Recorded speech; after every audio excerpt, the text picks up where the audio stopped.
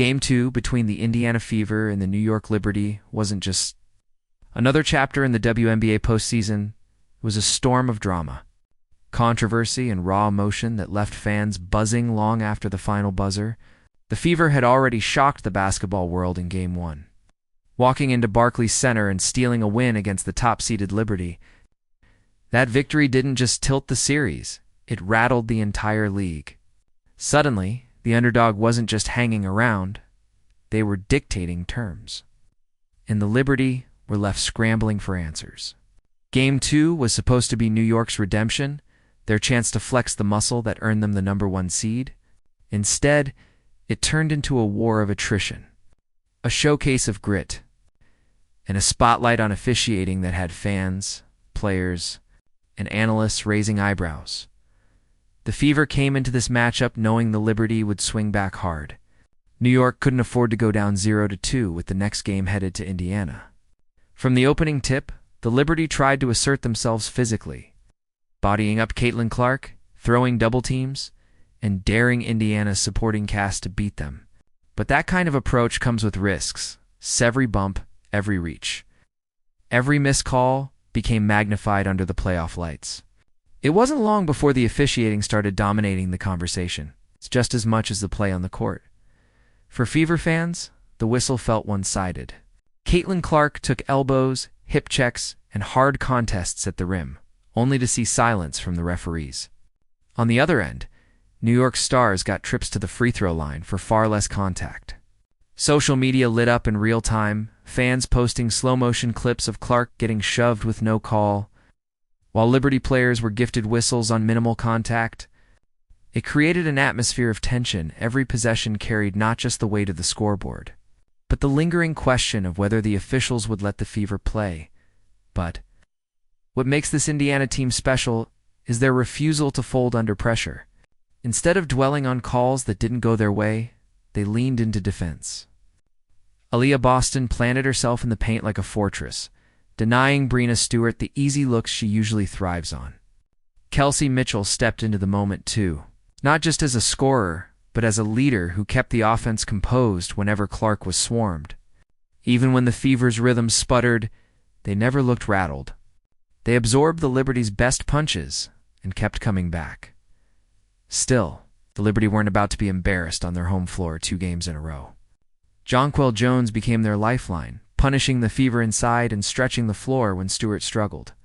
Sabrina Ionescu tried to dictate pace, hitting timely shots and rallying the crowd whenever Indiana threatened to steal momentum. New York's urgency was clear. They weren't just playing to win a game. They were playing to restore belief in themselves, to remind everyone why they were the #1 seed. The physicality, though, came at a cost. Midway through the game, there were moments where it looked like tempers might boil over. Clark, usually calm under pressure, exchanged words after yet another no-call. Boston took a shot to the body that had Fever fans holding their breath. Every possession felt like a fight, and the officiating inconsistencies only added fuel to the fire. The crowd fed off it, roaring with every Liberty bucket, jeering at every Indiana miss, and sensing that survival was at stake.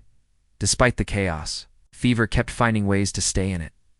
Clark, even when hounded, managed to create opportunities, threading impossible passes through double teams, drawing defenders to free up teammates, and hitting daggers from deep when Indiana needed a lift. Mitchell's speed cut through New York's defense like a knife, giving Indiana buckets in transition that silenced the crowd. And Boston, though battered, refused to give an inch inside. For stretches, it felt like the Liberty were throwing everything they had, and the Fever were still standing tall. But basketball, especially in the playoffs, often comes down to the margins, the 50-50 balls, the second-chance rebounds, the whistles that swing momentum. And in Game 2, those margins tilted toward New York. The Liberty secured offensive boards in key moments, got to the line late, and capitalized on Indiana turnovers. As the fourth quarter wore on, the fatigue of constant physicality began to show. The Fever's legs got heavier, shots rimmed out, and the Liberty finally created separation. The final minutes weren't just about points, they were about statements. New York wasn't celebrating, they were exhaling. They knew how close they'd come to the brink, How icily this could have been another humiliating loss on their home court. The Fever, even in defeat, walked off with heads high. They didn't look like a team simply happy to be there.